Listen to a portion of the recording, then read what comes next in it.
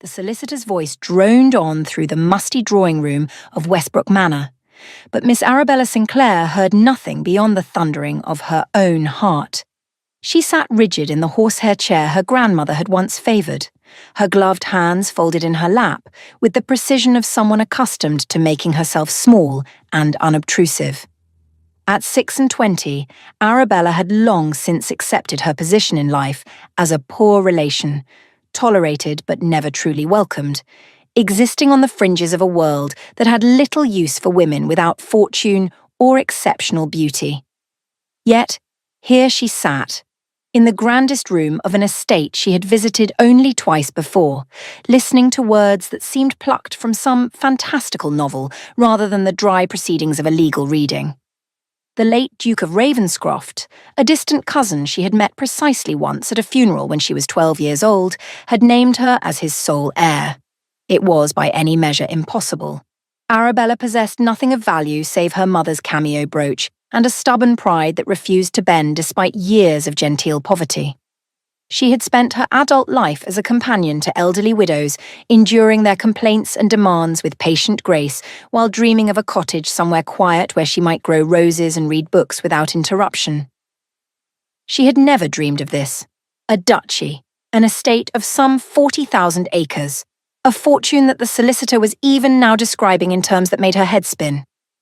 "Miss Sinclair," the solicitor repeated, peering at her over his spectacles with evident concern. "Do you understand what I have explained?"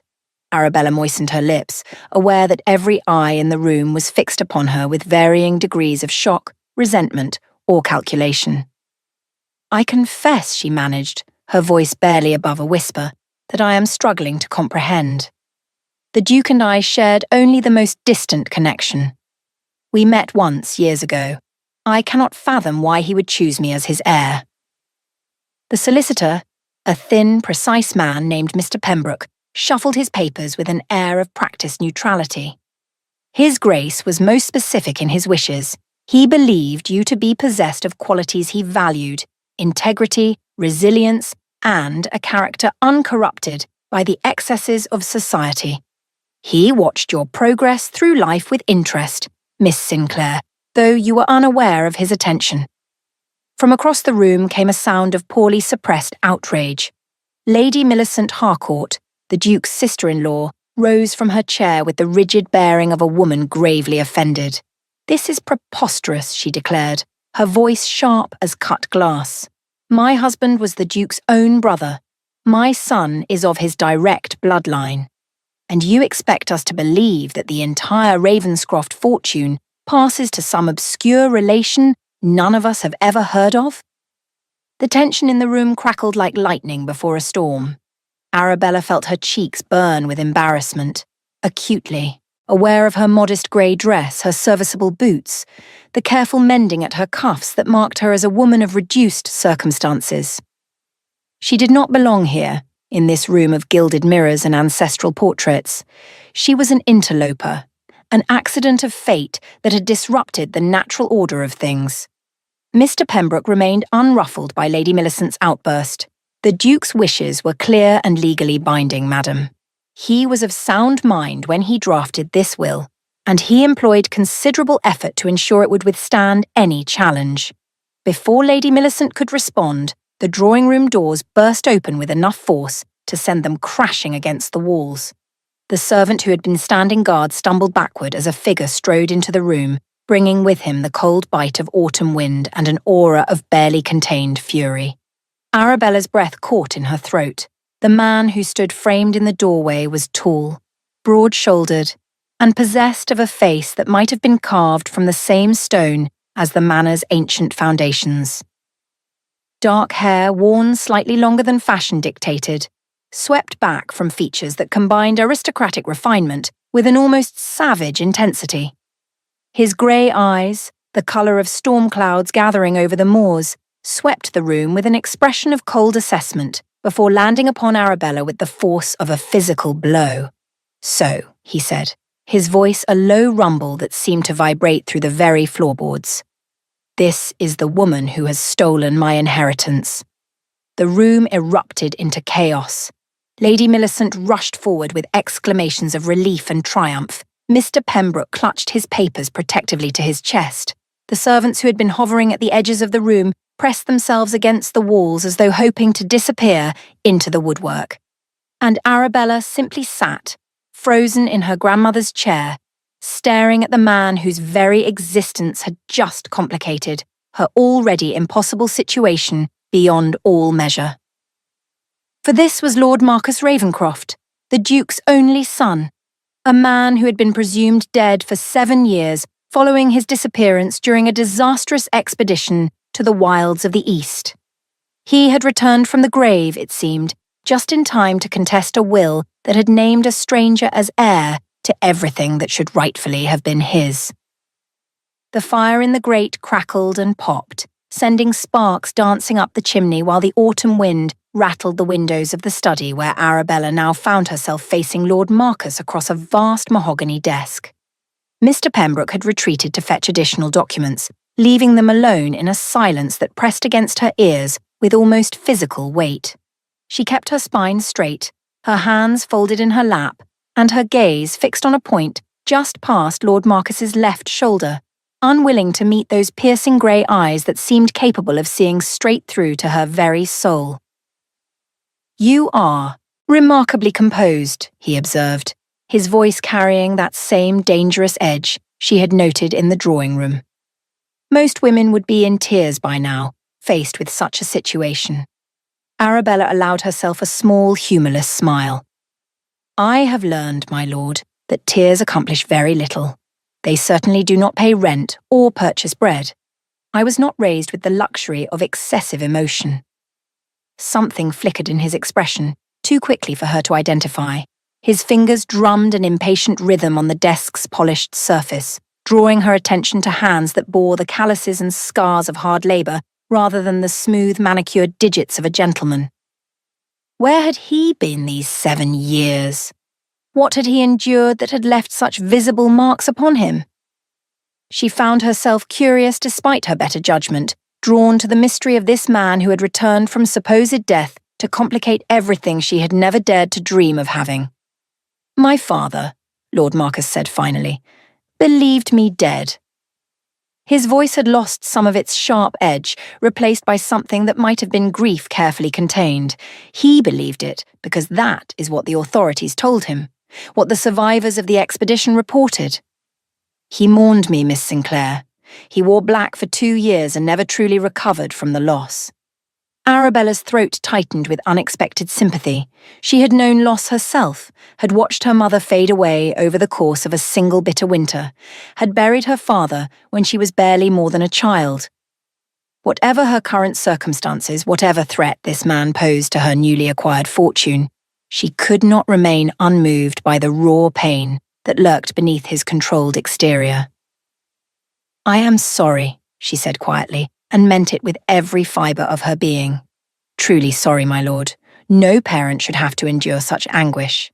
His jaw tightened. "Yet you sit in his house, prepared to claim his fortune, everything that should have been mine by right of blood and birth.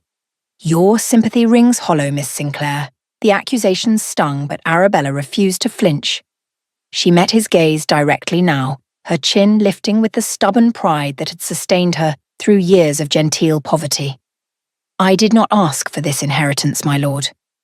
I did not scheme for it, did not even know of my connection to the Duke until his solicitor appeared at my employer's door with news that seemed too fantastical to credit.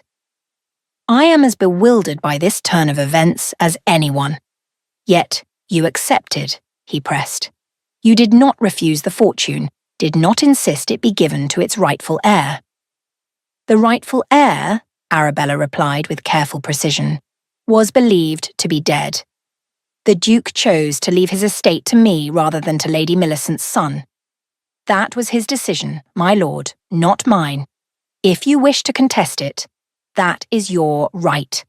But I will not be painted as a villain for circumstances entirely beyond my control. For a long, or a, moment, Lord Marcus simply stared at her, his expression unreadable. Then, unexpectedly, one corner of his mouth curved upward, in what might have been the ghost of a smile. "You have spirit, Miss Sinclair." I had expected a timid creature, easily intimidated into surrendering what my father foolishly bequeathed to her. Instead, I find a woman who meets my accusations with logic and dignity. My father, it seems, chose better than I credited him. Before Arabella could formulate a response to this unexpected observation, Mr. Pembroke returned, his arms laden with documents, and his face creased with the particular anxiety of a man caught between immovable forces. "My lord, Miss Sinclair, I believe I have found the relevant precedents. This situation, as you might imagine, is most irregular. The hours that followed were a blur of legal terminology and ancient statutes, of arguments and counter-arguments that made Arabella's head pound with their complexity. The essential facts, however, became increasingly clear. The Duke's will was ironclad, but Lord Marcus's return from the dead created complications that would take months, perhaps years, to fully resolve in the courts. In the meantime, neither party could claim sole ownership of the estate, forcing them into an awkward arrangement that pleased no one. "You expect me to share my home with a stranger?" Lord Marcus demanded, his composure finally cracking under the weight of Mr. Pembroke's pronouncements. "Westbrook Manor," the solicitor corrected gently, "belonged to your father, my lord, and he left it to Miss Sinclair. It is, if we are being precise, her home, which she is graciously allowing you to share." The look Lord Marcus directed at Arabella contained enough heat to ignite the documents on the desk between them. She held his gaze without wavering, though her heart hammered against her ribs with sufficient force that she feared he might hear it.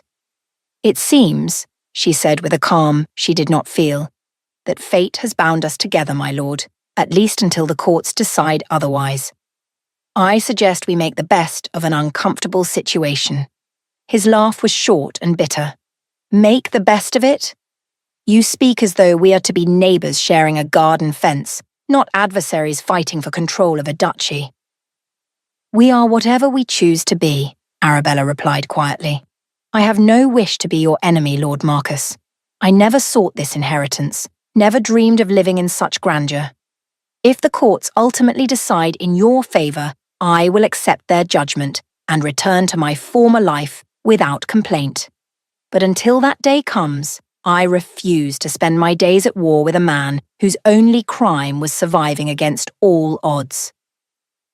Something shifted in his expression, a subtle softening around the eyes that transformed his harsh features into something approaching handsomeness. For a moment, Arabella glimpsed the man he might have been before tragedy and hardship had carved those lines around his mouth. Before 7 years of God knew what suffering had turned him into this guarded, suspicious creature. "You speak of acceptance so easily," he said, his voice losing some of its edge. "Have you never wanted anything badly enough to fight for it?" The question caught her off guard, striking closer to truths she preferred to keep buried. She thought of the dreams she had abandoned, the hopes she had carefully folded away like summer dresses packed for a winter that might never end. She thought of the girl she had been, full of romantic notions and impossible yearnings, before reality had taught her the bitter lessons of her station. "I have wanted many things, my lord," she admitted softly. "But I learned long ago that wanting and having are very different matters. I learned to be content with what I had, to find joy in small mercies rather than pine for grand impossibilities. Perhaps that makes me weak in your eyes. I prefer to think of it as wisdom." Lord Marcus studied her for a long moment, his grey eyes searching her face with an intensity that made her feel exposed, vulnerable in a way she had not experienced in years. Then he rose from his chair, his tall frame seeming to fill the study with his presence. "We shall see, Miss Sinclair," he said, moving toward the door. "We shall see what you are truly made of." The first weeks of their enforced cohabitation passed in a state of armed truce. Lord Marcus retreated to the east wing of the manor, surrounding himself with the journals and maps from his expedition, emerging only for meals that he took in pointed silence. Arabella established herself in the more modest rooms of the West Wing, slowly learning the rhythms of her new household and winning over the suspicious servants with quiet competence and genuine kindness. Mrs. Garrett, the housekeeper, proved an invaluable ally, warming to Arabella's practical approach and her refusal to put on airs despite her elevated circumstances. "She is not what I expected," Arabella overheard Mrs. Garrett tell the cook one morning, passing by the kitchen door on her way to the library. "Not high and mighty like Lady Millicent predicted. Works alongside us when there is need, knows how to stretch a penny, speaks to everyone like they matter." If you ask me, the old Duke knew what he was about. The words warmed Arabella more than she cared to admit. She had spent so many years being overlooked, tolerated, dismissed as inconsequential, that simple acceptance felt like an extraordinary gift. Yet even as she began to find her footing in this strange new world, she remained acutely aware of Lord Marcus's brooding presence in the East Wing, a storm cloud perpetually threatening to break. Their paths crossed rarely at first, limited to stiff nods in corridors and terse exchanges at the dinner table. But as autumn deepened into the chill of early winter, circumstances began to force them into closer contact. The estate required decisions that neither could make alone. Tenants needed meeting. Accounts required examination. Arabella discovered that Lord Marcus, for all his hostility toward her, possessed a genuine knowledge of and affection for the land he had grown up on. He knew every farmer by name, every boundary stone by heart, every challenge that the harsh northern climate presented to those who worked the soil. "You love this place," she observed one afternoon, as they rode together across the frost-bitten fields to inspect a disputed fence line. "Despite everything, despite being away for so long, your heart never truly left Ravenscroft." Lord Marcus's hands tightened on his reins, his jaw working as though he struggled against words that wished to escape. "This land is in my blood, Miss Sinclair. My ancestors built this estate from nothing. They fought for it, died for it, poured their lives into every field and forest. When I was lost in those God-forsaken jungles, not knowing if I would live to see another dawn, it was thoughts of Ravenscroft that kept me sane. The memory of these hills, these skies, this cold northern wind that cuts straight to the bone, I survived because I could not bear to leave it behind forever." The raw honesty of his confession stole her breath. Here, finally, was a glimpse beneath the armour he wore so constantly, a window into the wounded soul behind the hostile facade. Arabella understood with sudden clarity why he resented her so deeply. It was not merely about money or legal rights. She represented the ultimate betrayal. A stranger claiming the birthright he had suffered 7 years of hell to reclaim. "I cannot give you back those 7 years," she said quietly, her words forming clouds of vapour in the frigid air. "I cannot undo whatever horrors you endured or heal the wounds that time inflicted upon you. But I want you to know, my lord, that I understand now why you despise me. I am living the life you should have had, walking halls that echo with your ancestors' footsteps, making decisions about land your family has held for generations. It must be unbearable."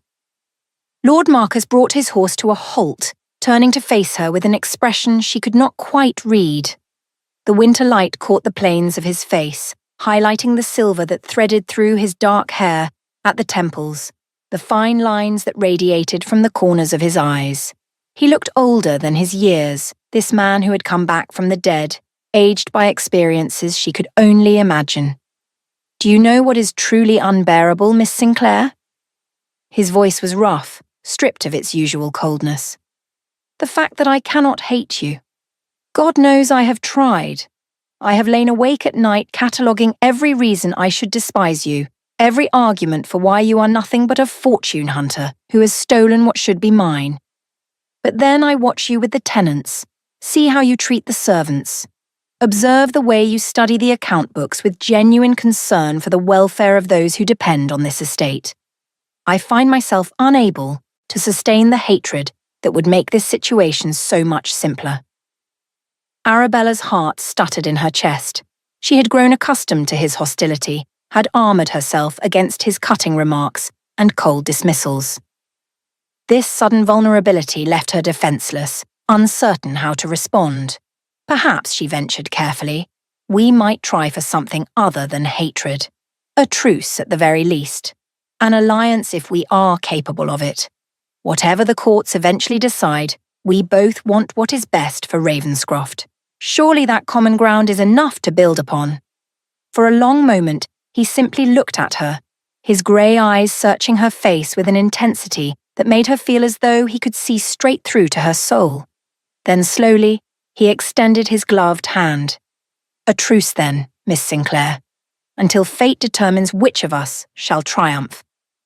She placed her hand in his, feeling the warmth of his grip, even through the leather of their gloves.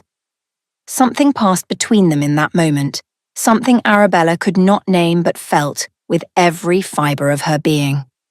It was as though the universe had shifted slightly on its axis, rearranging possibilities she had never dared to consider. Arabella, she heard herself say, if we are to be allies, you should call me by my given name. His lips curved in what might have been the first genuine smile she had seen from him. Arabella, then. And I am Marcus, though I confess the formality of my title has become a comfortable armour over the years. Then we shall have to work on dismantling it. Marcus, she replied, surprised by her own boldness. His laugh, unexpected and genuine, rang across the frozen fields like a bell announcing some momentous change. As they turned their horses back toward the manor, Arabella realised with a start that the knot of anxiety she had carried in her chest since arriving at Ravenscroft had loosened for the first time. Something was shifting between them, something that promised to be either wonderful or terrible, and she found herself unable to predict which. Winter settled over Ravenscroft like a heavy blanket, muffling the world in white silence. The great house, which had seemed so cold and unwelcoming when Arabella first arrived, gradually transformed into something approaching a home. She found herself learning its secrets, discovering the way morning light poured through the library windows at precisely 10:30. The hidden passage between the drawing room and the study that had once allowed servants to move unseen, the ancient oak in the garden that Mrs. Garrett claimed had been planted by the first Duke of Ravenscroft himself. And always, threading through these discoveries like a golden thread through plain cloth, was Marcus. Their truce had evolved into something warmer, their shared dinners becoming occasions for genuine conversation rather than tense silence. He told her of his travels, of the wonders and horrors he had witnessed in distant lands, of the friends he had lost and the enemies he had survived. She shared her own stories in return, smaller tales of a quieter life, of the books she had loved and the dreams she had harboured, and the small kindnesses that had sustained her through years of genteel poverty. "You are remarkable, you know," Marcus said one evening, as they sat together in the library while snow fell silently past the windows. "Most women of gentle birth, faced with the circumstances you have endured, would have become bitter or broken. Yet here you are, facing down a hostile stranger with nothing but your wit and your dignity. How did you learn such resilience?" Arabella considered the question, turning her teacup slowly in her hands. "I suppose I had no choice. When my father died, my mother and I were left with nothing but debts and a tarnished name. We moved from relative to relative, dependent on charity that was often grudgingly given. Mother worked herself to exhaustion trying to maintain appearances, to preserve my prospects for a good marriage, though we both knew such hopes were futile. She died when I was 19, worn thin by years of struggle. After that, it was survive or surrender, and surrender was never in my nature." Marcus leaned forward, his grey eyes intent upon her face. "And what of marriage? Surely there were offers, opportunities to escape your circumstances through more conventional means." A rueful smile touched her lips. "There were offers of a sort, none that a woman with any self-respect could accept. I learned early that my lack of fortune made me prey rather than prize in the eyes of certain men. I preferred honest work to a degrading alliance." The anger that flashed across his features surprised her with its intensity. "They should be horsewhipped," he said darkly. Any man who would prey upon a woman in vulnerable circumstances deserves far worse. Perhaps, but such is the world we live in. Arabella set down her teacup, her expression thoughtful. I do not tell you this to gain your sympathy, Marcus. I tell you because you asked how I became resilient, and the answer is simply this. I had no other option. The world offered me no protection, no champion, no shelter from its cruelties. I had to become my own defender or be destroyed. He was silent for a long moment, the firelight playing across his harsh features. Then he rose from his chair and crossed to where she sat, kneeling before her with a grace that seemed at odds with his powerful frame. You have a champion now, he said quietly, taking her hands in his. Whatever else may pass between us, whatever the courts may decide, know that I will never allow anyone to harm you. You have shown me more kindness in these few months than I have known in 7 years of wandering. That debt is not one I take lightly. Arabella's breath caught in her throat. His hands were warm around hers, his face so close she could see the flecks of silver in his grey eyes, the small scar that bisected his left eyebrow. Her heart pounded with sudden awareness of how much had changed between them, of how the hostility of their first meeting had transformed into something far more complicated, far more dangerous. Marcus, she whispered, uncertain what she meant to say, only knowing that his name on her lips felt like both confession and prayer. Whatever might have happened next was shattered by the sound of carriage wheels crunching through the snow outside. They sprang apart as though burned, Arabella rising hastily to her feet while Marcus strode to the window to peer out into the winter darkness. Visitors, he announced, his voice carefully neutral. A grand carriage. I do not recognize the crest. The household erupted into sudden activity as Mrs. Garrett rushed to receive the unexpected guests, and footmen hurried to light additional lamps. Arabella smoothed her hair and dress with nervous hands, acutely aware that she was about to be examined and judged by strangers who would no doubt have opinions about her unconventional situation. The drawing-room doors opened to admit Mr. Pembroke looking grave, and behind him a figure that made Marcus stiffen with visible shock. Lady Cordelia Ashby stood framed in the doorway, her golden hair immaculately arranged beneath a fashionable bonnet, her travelling costume of deep burgundy velvet emphasizing her slender waist and elegant carriage. She was, Arabella realized with a sinking heart, stunningly beautiful, the sort of woman who made other women feel dowdy and insignificant by mere comparison. Marcus, Lady Cordelia breathed, crossing the room with outstretched hands. It is true. You are alive. When the news reached London, I could not believe it. I had to see for myself. She threw her arms around him with an intimacy that spoke of long acquaintance, and Arabella felt something twist painfully in her chest. Of course, a man like Marcus would have a history, would have known beautiful women who had mourned his supposed death and rejoiced at his return. She had been foolish to imagine that their winter of growing closeness meant anything beyond forced proximity and mutual convenience. Lady Cordelia, Marcus said, disentangling himself with what seemed like reluctance. I am surprised to see you here. How could I stay away? Lady Cordelia's laugh was musical and perfectly modulated, the laugh of a woman trained from birth to captivate.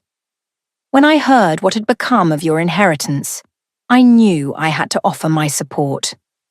She turned then, her gaze falling upon Arabella with a coldness that belied her charming smile. And this must be Miss Sinclair, the woman who has caused such a stir.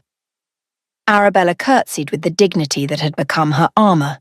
Lady Cordelia, I hope your journey was not too difficult. Oh, I never mind a little discomfort in pursuit of a worthy goal. Lady Cordelia's eyes swept over Arabella's simple dress with barely concealed disdain. And I see you have made yourself quite at home in dear Marcus's ancestral seat. How very resourceful of you. The barb was delivered with such perfect sweetness that a casual observer might have missed its sting. But Arabella had survived years of Lady Millicent's pointed remarks and similar encounters with society's more malicious elements. She refused to rise to the bait. The Duke's bequest placed me in an unexpected position, she replied calmly. I have simply attempted to discharge my responsibilities to the estate and its people. How very noble. Lady Cordelia turned back to Marcus with a proprietary air that made Arabella's stomach clench. Now, Marcus, darling, you must tell me everything. 7 years lost in the wilderness. It sounds absolutely harrowing. You poor brave man.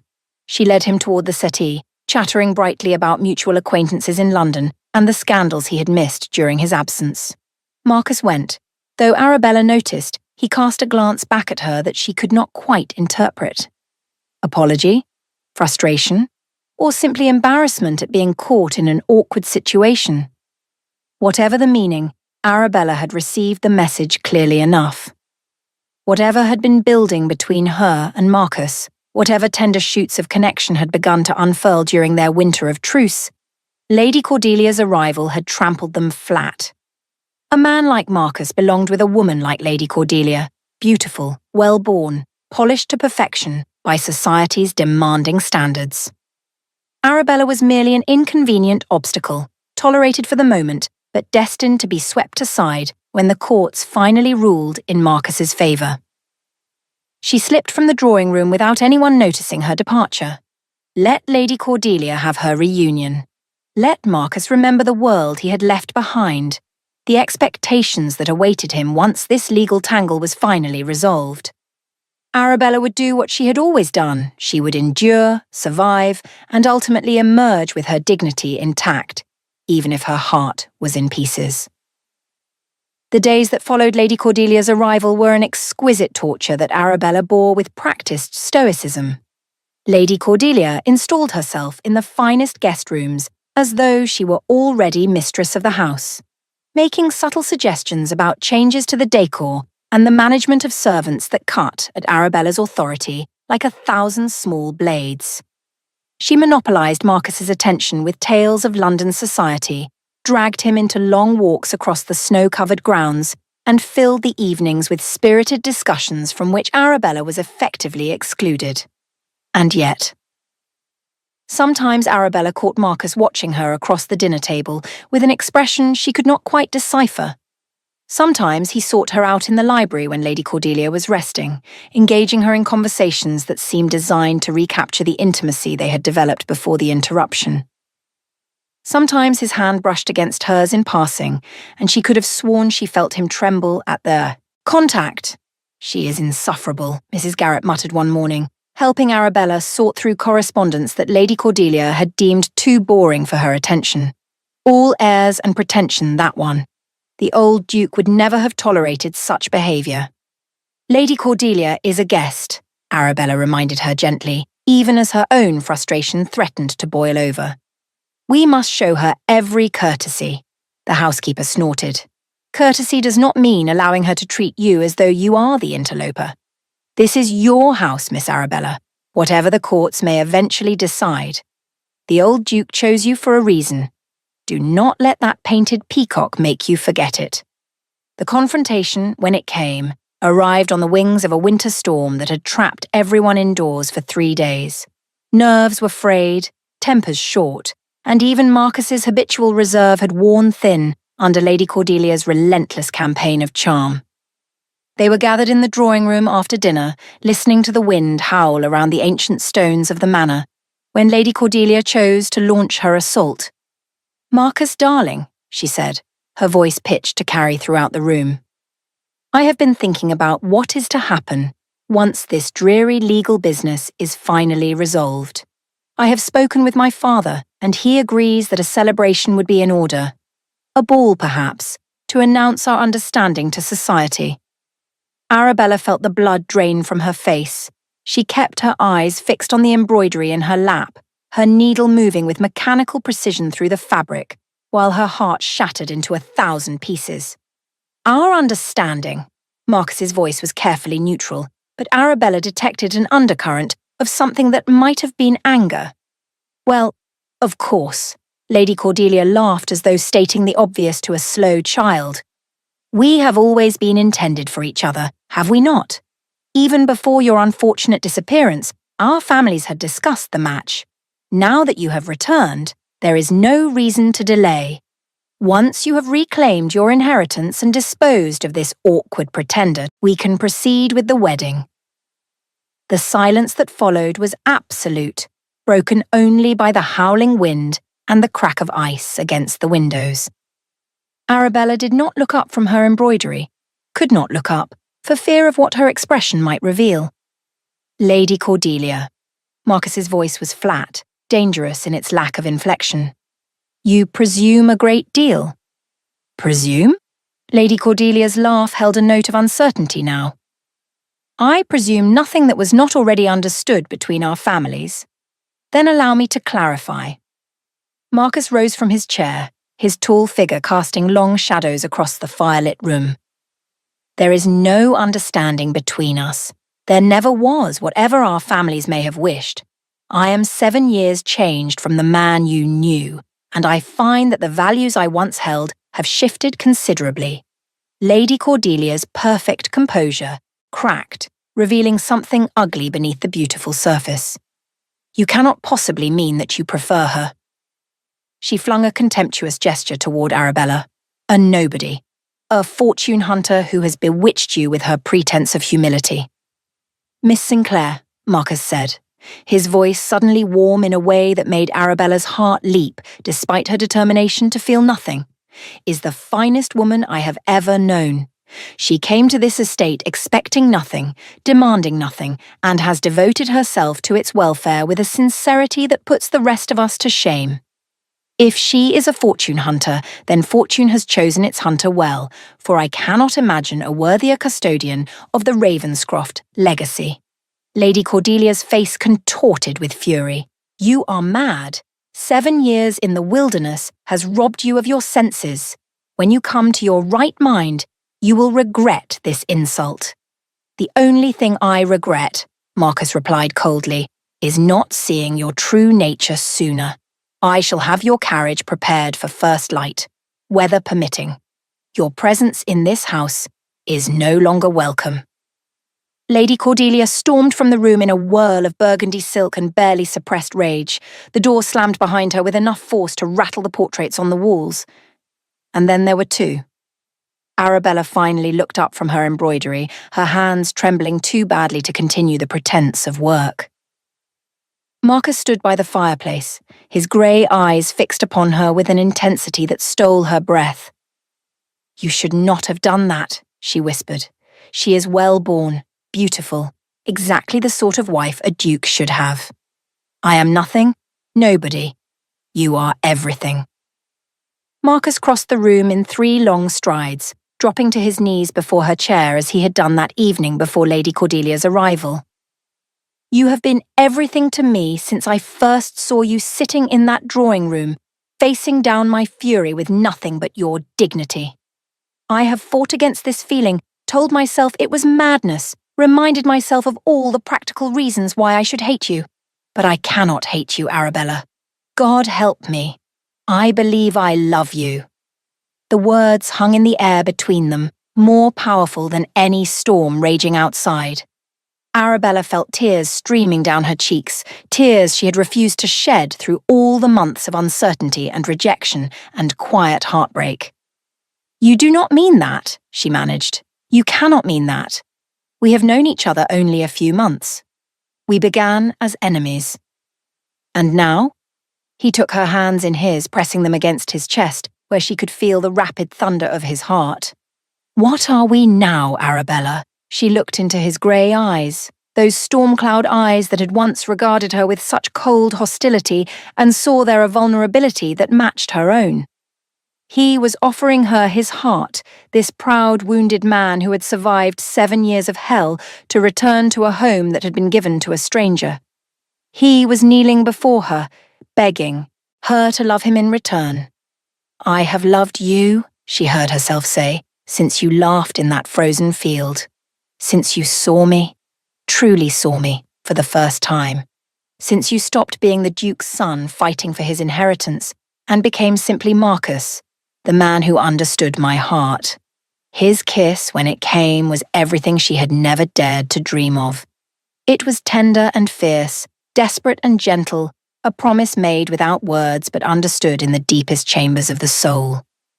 when they finally broke apart, both breathing hard, Marcus rested his forehead against hers. "Marry me," he breathed. "Whatever the courts decide, whether you are the Duchess of Ravenscroft or merely the woman who loved me enough to share my life, marry me, Arabella," she answered with another kiss. The following spring saw the grandest wedding the county had witnessed in living memory.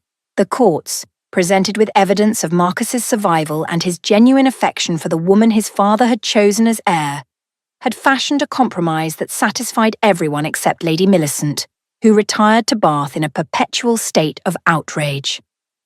Marcus was confirmed as Duke of Ravenscroft, while Arabella received a substantial settlement that she immediately invested in improvements for the tenant farmers. The legal fiction was that she had agreed to surrender her claim in exchange for a fortune. The reality was that she had gained far more than money could ever purchase. The ceremony was held in the ancient chapel on the estate grounds, where generations of Ravenscrofts had pledged their vows. Arabella wore a gown of ivory silk that Mrs. Garrett and the household staff had laboured over for months, determined that their mistress should outshine any London beauty. Marcus, resplendent in formal attire that somehow failed to tame his wild energy, waited at the altar with an expression of such naked joy that even the most cynical observer could not doubt the sincerity of his feelings. As Arabella walked toward him down the stone aisle, past the assembled guests and the winter sunlight streaming through stained glass windows that had witnessed 5 centuries of marriages, she allowed herself a moment of wonder at the journey that had brought her here, from the modest room of her employer's house to the grandest estate in the north, from poor relation to duchess, from a life of quiet desperation to a love that defied all expectations and exceeded her wildest dreams. "You are breathtaking," Marcus whispered as she reached his side. "My heart threatens to burst from my chest at the sight of you." "And you," she replied softly, "are everything I never knew I was searching for." The vows they exchanged were ancient and simple, words spoken by countless couples over countless years. Yet for Arabella and Marcus, they carried a weight of meaning that transcended tradition. They were promising each other not just fidelity and support, but understanding, acceptance, the kind of deep connection that few souls were fortunate enough to find. When the vicar pronounced them husband and wife, the chapel erupted into applause that echoed off the vaulted ceiling. Marcus kissed his bride with a passion that made several elderly guests fan themselves and brought roses blooming to Arabella's cheeks. Then, hand in hand, the Duke and Duchess of Ravenscroft walked out into the spring sunshine, where their tenants and servants had gathered to throw rose petals and wish them well.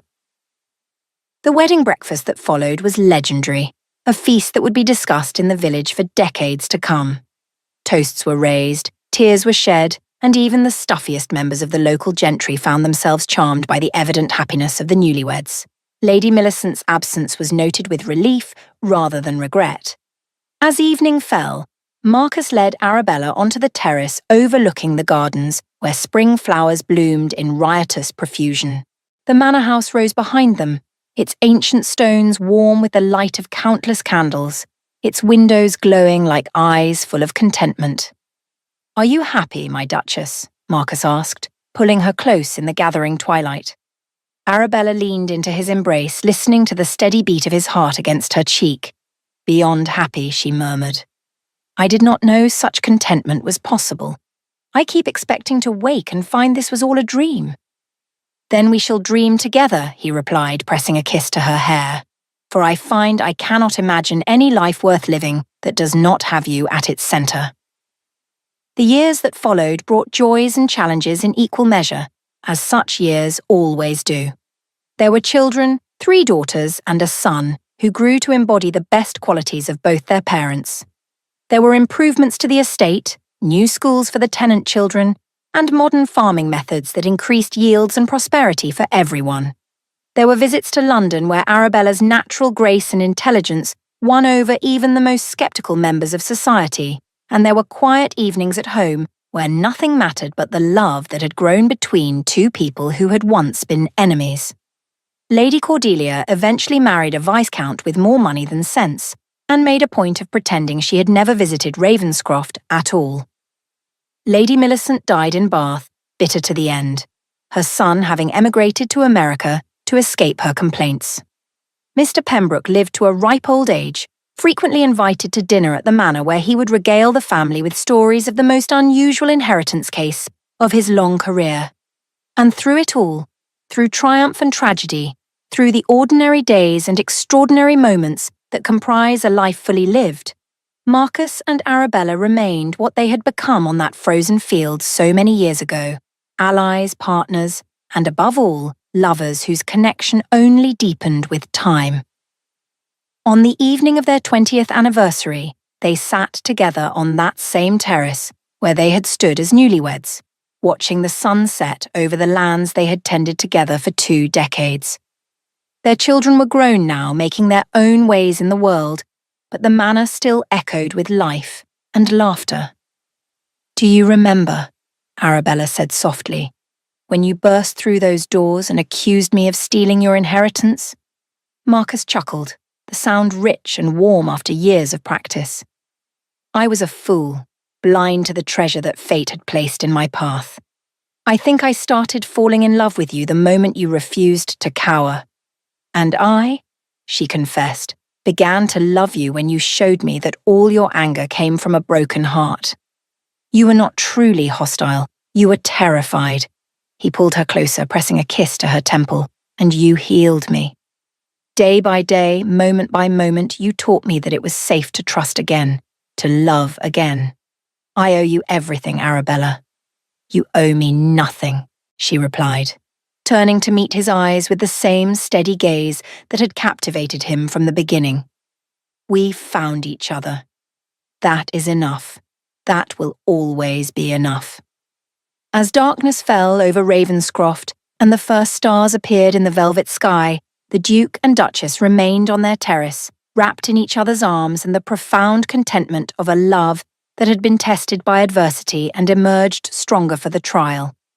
The manor house rose behind them, its windows glowing with welcoming light, a home built not from stones and mortar, but from the countless moments of connection that made a life.